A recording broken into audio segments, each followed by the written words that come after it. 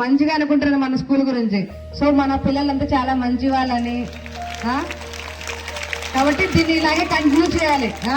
దీన్ని 10th class వాళ్ళు ఉన్నారు కదా, ఇప్పుడు ఎవరైతే ఉన్నారో వాళ్ళకి ఎగ్జామ్స్ ఉన్నాయి. సో చాలా బాగా కాంపిటీషన్ గా ఫీల్ అయ్యి బాగా చదువుకోవాలి. అండ్ మీ సారు వాళ్ళు కానీ ఎవరైనా ఫ్యాకల్టీ ఇక్కడ చాలా చాలా బాగున్నారు. సో ప్రతి ఒక్కరు ఈ ఆపర్చునిటీని యూటిలైజ్ చేసుకొని బాగా చదవాలి. అండ్ ఇంకోటి ఏంటంటే మనకి రిపబ్లిక్ డే. ఈ రోజు రిపబ్లిక్ డే అంటే ఏంటి చెప్పండి? సో ఒక 100 years బ్యాక్ వెళ్తే మన భారతదేశం అసలు మనము ఇంత ఫ్రీడమ్ గా చదువుకునే వాళ్ళం కాదు. సో మీరు మన పేరెంట్స్ కానీ ప్రతి ఒక్కరు ఎవరు ఇంత ఫ్రీగా ఉండేవారు కాదు. మనము బ్రిటిష్ కాలంలో బానిసలుగా ఉండేవాళ్ళం. సో వాళ్ళు ఏం పని చెప్తుంటే ఆ పని చేయడం కానీ ఇంత ఫ్రీగా అసలు ఉండే వాళ్ళమే కాదు. ఎప్పుడైతే మనకు 1905 ఫ్రీడమ్ వచ్చిందో, సో అప్పటి నుంచి మనం ఫ్రీగా ఉంటున్నాం. ఫ్రీడమ్ ఎందుకంటే మన కాన్స్టిట్యూషన్ ఉంది కదా, మన కాన్స్టిట్యూషన్. సో మనకి ఇండిపెండెన్స్ డే వచ్చింది. సో తర్వాత మనం ఎలా రూల్ చేసుకోవాలి అని మన అంబేద్కర్ గారు ఉన్నారు కదా. సో ఆయన సమ్ కమిటీ వేసుకొని ఒక బుక్ రెడీ చేశారు. ఆ బుక్ పేరే మన కాన్స్టిట్యూషన్. ఆ కాన్స్టిట్యూషన్ రాజ్యాంగం అంటారు తెలుగులో. ఈ Jan 26 అప్పుడు రాజ్యాంగం మనకి అమల్లో వచ్చింది. సో అప్పటి నుంచి మనము దానికి బైండ్ అవర్లో ఉంటాం. అంటే మనం ఇప్పుడు ఏం చేసినా ప్రతి ఒక్కటి దానికి కట్టుబడిగానే ఉండాలి.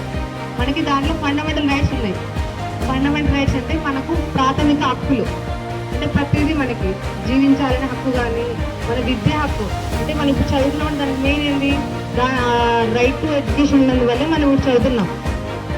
సో మనం ప్రతి ఒక్కటి మన కాన్స్టిట్యూషన్ ద్వారా ఉంటుంది కాబట్టి కాన్స్టిట్యూషన్ అమలు చేసిన రోజే రిపబ్లిక్ డే అంటారు అనమాట. మనము ఈ రిపబ్లిక్ డే ఎందుకు చేసుకోవాలంటే మెయిన్ థింగ్, సో ఆ కాన్స్టిట్యూషన్ లో ఉన్న ప్రతి ఒక్క వాల్యూస్ మనం ఇంప్లిమెంట్ చేయాలి. సో అవన్నీ మొత్తం అన్ని మనము ఈరోజు గుర్తు తెచ్చుకొని ప్రతిదీ బాగా మీరు గుర్తు తెచ్చుకొని దాన్ని పాటిస్తారని అనుకుంటున్నాను. నుంచి కంప్లైంట్స్ వస్తున్నాయి. మైనర్స్ ఉంటారు కదా, ఎవరైతే 18 years బిలో ఉంటారో వాళ్ళు డ్రైవింగ్ చేస్తున్నారు, బైక్ డ్రైవింగ్ చేస్తున్నారు.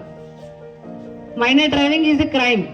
సో మీ పేరెంట్స్ మీకు ఎవరైనా కానీ అది తీసుకొని రాపండి, ఇది తీసుకొని రాపండి బైక్ ఇచ్చినప్పుడు మీరు వెళ్ళకండి.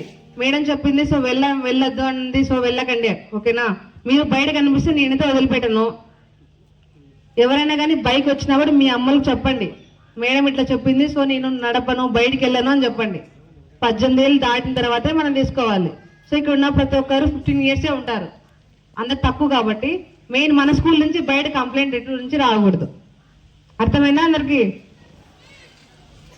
బయట ఫ్రెండ్స్ వేరే స్కూల్ వాళ్ళు కొద్దిగా బాగాలేరు, సో వాళ్ళతో ఫ్రెండ్షిప్ కట్ చేయండి. ఎవరైతే బ్యాడ్ వైస్ తీసుకుంటారో సో వాళ్ళతో మీరు ఫ్రెండ్షిప్ చేయొద్దండి. మన స్కూల్లో ఎన్వైరన్మెంట్ కానీ ఫ్యాకల్టీ కానీ అంతా చాలా బాగున్నారు. సో వీళ్ళతో మీరు ఏ సమస్య ఉన్నా వీళ్ళకి ఫోన్ చేయండి, లేకపోతే మాకైనా ఫోన్ చేయండి. మేము ఎప్పుడు మీకోసం ఉంటాం.